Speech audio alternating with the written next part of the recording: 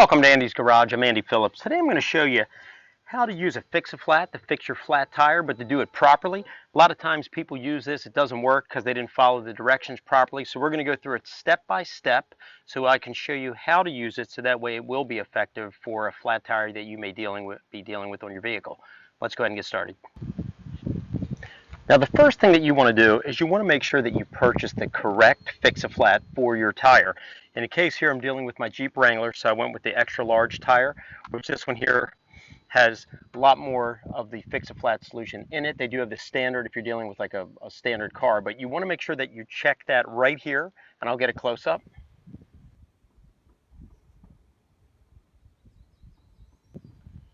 So that way you're purchasing the correct one, because what you don't want to have happen is if you're dealing with an SUV or a truck tire and you're getting the standard, you may not have enough in there to properly seal the size of that tire. So make sure that you get the correct one. Next thing that you want to do is you want to read on the back here. We have the different steps for the directions to use it. Let's get a close-up and go over that. Want to start by rotating the puncture on the tire to about a 6 o'clock position. I also recommend getting the valve stem at that level as well, unless the puncture is at an opposite point. Shake the can vigorously for about 30 seconds, then tightly attach the hose onto the valve stem, holding the can in an upright position as you remove the safety tab, and make sure that you depress it till all the fluid enters the tire. Once you're done and everything's been filled, you want to take the car immediately for a drive for about 2 to 4 miles, let it circulate through, then come back and top it off accordingly. Because you want to make sure that you follow it step by step. As mentioned already, a lot of times with this product or other products for automotive or anything, people use it, they skip steps, they don't do it properly, and then they complain and say it didn't work. Well, you want to make sure that you do it exactly as they say in order for it to be effective for your flat tire. So now that we've gone ahead and gone over that, let's go ahead and get the vehicle in place so we can apply this in there and get this flat fixed and this car back on the road. First thing that we need to do, as you can see here, the valve stem is approximately at like a 4 o'clock position. We need it to be down here to 6 o'clock. So I'm going to go ahead and back up the vehicle slowly so we can get it in the proper placement for application. So let's go ahead and move that.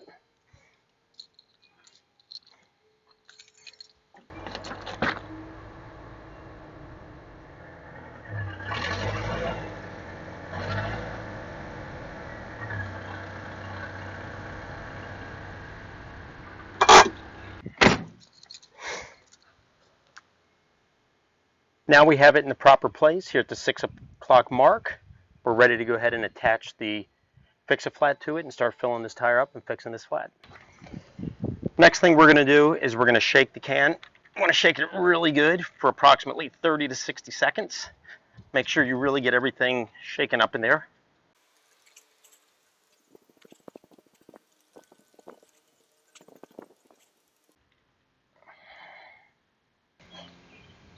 Now something that I like to do, which is not on the container, but is something that I like to do. In the case here you have this tire that's flat. The rim is not completely on the ground. What I like to do, if it's just a little bit low and you have a leak and you want to put the fix flat, I like to release some of the air.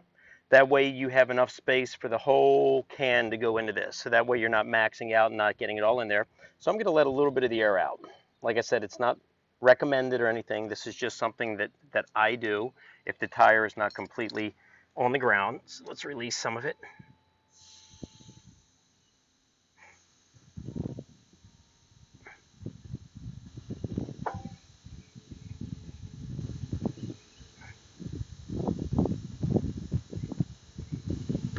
There we go. That way we have space for all the fix-a-flat fluid to go in there, and then we're going to top it off anyway with the air compressor when it's done. But you don't want the rim completely on the ground because we're going to have to take it for a drive after we put the fix-a-flat, and if the rim is on the ground, you'll need to add air before you take it out on the road. This case here, we're not completely on the ground, we're close, but the fix-a-flat will get it high enough. That way when we drive for a couple miles, we're good to go, and then we'll top it off. Next, we're ready to connect the fix-a-flat hose onto the valve. Let's open that up. We'll go ahead and unravel it. It's all tucked in here. Pull that out. And we'll go ahead and connect that. Just screw it on there gently.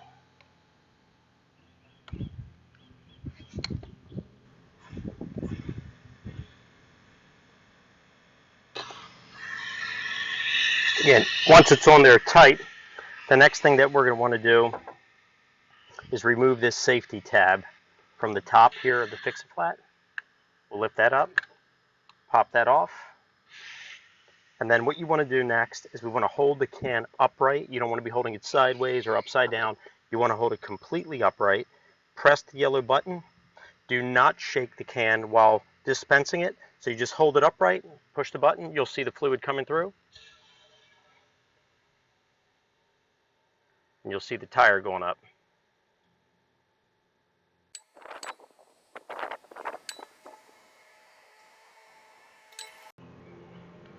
You want to keep going until it starts slowing down and stops. You want to make sure you get everything out of it. And you can see the tires already coming up, which is what I was saying. If the tire was just a little bit low and you were trying to do it, you would have probably maxed it out. That's why I like to release some of the air to make room for all of this to go in there, and then we'll top it off afterwards.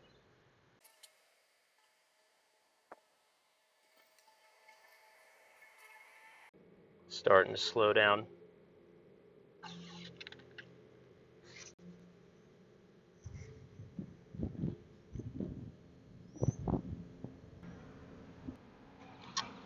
Looks like all movement is stopped. We're ready to take it off. Take it off quickly because this thing sometimes can spray out, as we can see here. And we'll rinse that off. But we'll put the cover back over the valve, the knob. Let me rinse that off, and then we'll take it out on the road. Just gonna rinse some of this off, otherwise I don't like that stuff drying on there. And then once we drive, all that'll come out. Now that everything is in, the tire is off the ground. Like I said already, you want to make sure that the rim's not on the ground.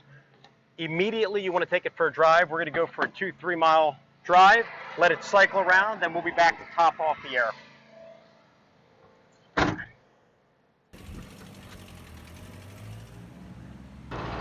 Now when you take your drive, you don't want to be like flying on the highway or the beltway or anything crazy like that.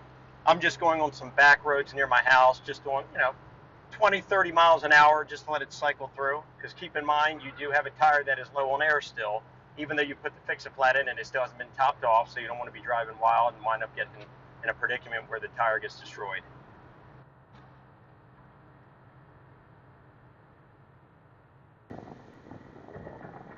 Just drove about 2.5 miles, kind of stopped here on the side to take a look at it. You can see with the tire heating up and with it in there, tire's actually looking good.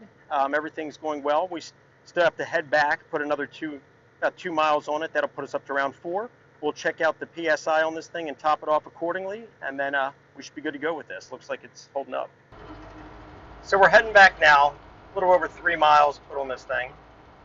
And then after we top it off, what we'll do is let it sit overnight and make sure that there's no slow leaks, and then we'll wrap this up. Now that we're back, we want to go ahead and top it off. It is critical that you do not wait.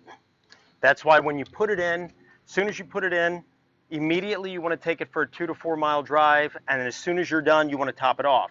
What will happen, and it's happened to me in the past, is if you delay, that Fix-A-Flat fluid can dry inside that valve area, and then your valve stem is completely blocked, and then you got a real problem. You got to have somebody replace the valve stem and all that stuff. So you don't want to block it. So now that we've done our thing, we're going to go ahead and check it. So we're at about 18 pounds of pressure. Go ahead and fill that thing up to where it needs to be.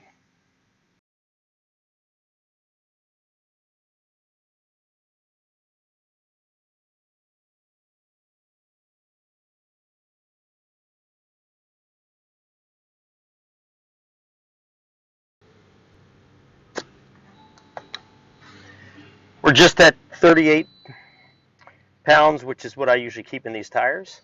So everything is solid, looking good, but to properly make sure that this Fix-A-Flat is working, what we're going to do is let it sit overnight, because normally overnight this thing would start to already leak and go down some, so we'll be able to tell that. So we're at 38 PSI. We'll be back in 24 hours to check it again and check the PSI, and then wrap up this video. Welcome to day 2. It's been about 30 to 35 hours since we went ahead and put the Fix-A-Flat in here. Tire is still nice and solid. But let's go ahead and get a gauge on this thing, check the PSI. If you recall, when we topped it off yesterday, we were at about 38 pounds. So let's see if it went down at all. From what I can see, it looks good, but the gauge will tell the truth. So let me go get it. See if you can see that. And we're looking at about 37 to 38 in that range there. Overall, still good. Doesn't look like anything leaked out. Well, it looks like everything held up. It looks like the Fix-A-Flat did its job and sealed whatever the leak was with this vehicle. What you may want to do is after a couple days, just kind of top it off a little bit, because also depending on the temperature of the tire, it can vary a little bit as well. But you want to just kind of touch that up, make sure it's good. So that pretty much wraps up this video on